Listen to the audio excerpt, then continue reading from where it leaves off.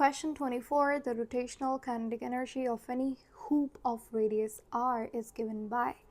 So rotational kinetic energy. Okay. So आपके पास kinetic energy का formula क्या होता है? Half mv².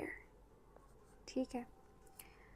So यहाँ पे आपके पास उसको आप अगर इन टर्म्स ऑफ ओमेगा लिखेंगे तो वेलोसिटी और ओमेगा के दरमियान में रिलेशन क्या होता है? v is equal to r omega. So half m v के ऊपर स्क्वायर है तो r के ऊपर स्क्वायर आ जाएगा, ओमेगा के ऊपर स्क्वायर आ गया, which means half m r square omega square. ये फॉर्मूला होता है kinetic energy, rotational kinetic energy का. ठीक है. तो रोटेशनल काइनेटिक एनर्जी में आप क्या लेंगे? एंगुलर वेलोसिटी लेंगे, ना कि लीनियर वेलोसिटी. ठीक है. अच्छा, इसके अलावा आपके पास कभी कभी combined rotational translational rotational motion यानी कि CTRM, combined translational rotational motion, इस टॉपिक से क्वेश्चंस आते हैं जहाँ पे वो आपको स्लाइडिंग मोशन के बारे में पूछते हैं and they ask you to find out the final velocity. के बॉटम पे उसकी वेलोसिटी क्या होगी. जो भी चीज़ यहाँ पे रोल हो रही है वो एक लूप हो सकती है, सिलेंडर हो सकता है, स्फीयर हो सकता है, कुछ भी हो सकता है. जब वो नीचे आती है तो आप यहाँ पे वेलोसिटी निकालेंगे बॉटम पे क्या होगी. तो यहाँ पे भी आप kinetic energy and potential energy का सहारा लेंगे. इनके फार्मूला से आप निकालेंगे बॉटम पे वेलोसिटी क्या होगी. ठीक है. तो ये यहाँ पे भी आपको ये फार्मूलाज काम आ सकता है. चलें, क्वेश्चन 25 है unit of angular velocity in SI unit. तो एंगुलर वेलोसिटी का यूनिट क्या होता है? एंगुलर वेलोसिटी यानी कि ओमेगा बराबर होती है थीटा अपॉन आर के. थीटा का यूनिट है रेडियन. ऐसा यूनिट बताना है ना हमें. तो आर का यूनिट क्या होता है? मीटर. तो इसका मतलब रेडियन पर, अरे एक सेकेंड, तो थीटा अपॉन टाइम. टाइम का यूनिट होता है सेकेंड, तो रेडियन पर सेकेंड. ये SI यूनिट है.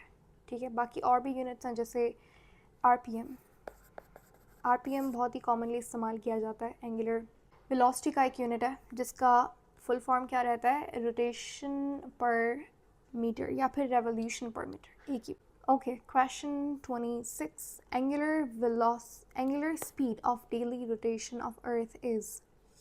सो डेली रोटेशन ऑफ अर्थ का पूछा है हमसे. तो अर्थ यहाँ पे रोटेट कर रहा है अपने एक्सिस के अराउंड. उस केस में हमसे उसने पूछा है कि एंगुलर स्पीड क्या होगी. एंगुलर स्पीड को ओमेगा से आप डिनोट करते हैं. इसका फॉर्मूला होता है थीटा अपॉन टी.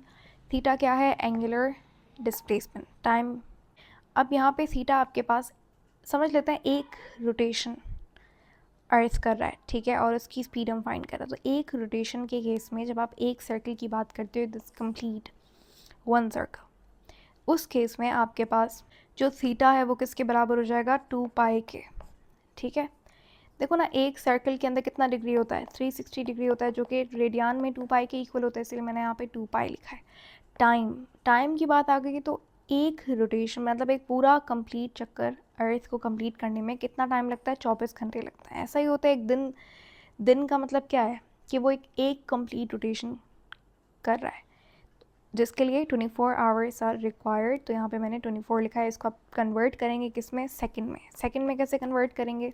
आवर को सेकंड में कन्वर्ट करने के लिए उसे आपने मल्टीप्लाई करना होता है 3600 से. जो भी आंसर आएगा उसे आप सिंप्लीफाई करेंगे. यूनिट इसका रेडियन पर सेकंड ही रहेगा और आंसर आएगा आपके पास 7.3 × 10⁻⁻5 रेडियन पर सेकंड. क्वेश्चन 27 है द रोटेशनल काइनेटिक एनर्जी. अभी हमने क्वेश्चन देखा उस वैसा है, सेम ही सवाल है ये. रोटेशनल काइनेटिक एनर्जी का फॉर्मूला होता है half mv². Linear kinetic energy का ये होता है. रोटेशनल के लिए आप क्या करोगे? m की जगह आप, एक तो ये तरीका है जो मैंने आपको पहले समझाया कि v और ओमेगा के दरमियान में क्या रिलेशन है, तो वो आप पुट करेंगे फॉर्मूला. एक तो आप ऐसे भी इस चीज़ को समझ सकते हैं कि जब आपको रोटेशनल काइनेटिक एनर्जी निकालनी है तो उसके लिए आपने यहाँ पे मास की जगह पे आ जाएगा मोमेंट ऑफ इनर्शिया. ठीक है. और वेलोसिटी की जगह पे ओमेगा आ जाएगा. इनर्शिया, मोमेंट ऑफ इनर्शिया को आप यहाँ पे खोल भी सकते हैं, तो वो इक्वल हो जाएगा किसके? mr² के. तो ये भी फार्मूला ठीक है, ये भी सही है फार्मूला. तो यहाँ पे ऑप्शंस में जो हमें ऑप्शंस दिए हुए हैं तो उस हिसाब से क्वेश्चन 27 का डी ऑप्शन सही है.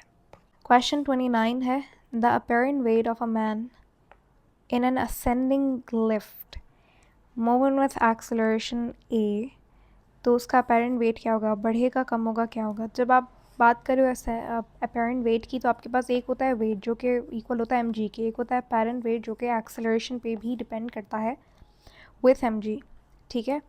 तो अपेरेंट वेट का फॉर्मूला क्या होता है, mg प्लस माइनस ए। अब प्लस माइनस डिपेंड करता है कि लिफ्ट जो एलिवेटर है वो ऊपर जा रहा है नीचे आ रहा है, ठीक है। अगर लिफ्ट यहाँ पे ऊपर जा रही है तो इस केस में आपको आप एलिवेटर में जब होंगे तो आपको ऐसा लगता है ना, जब आप ऊपर जा रहे होते हैं तो आपको अपना वेट बॉडी का ज़्यादा लग रहा होता है।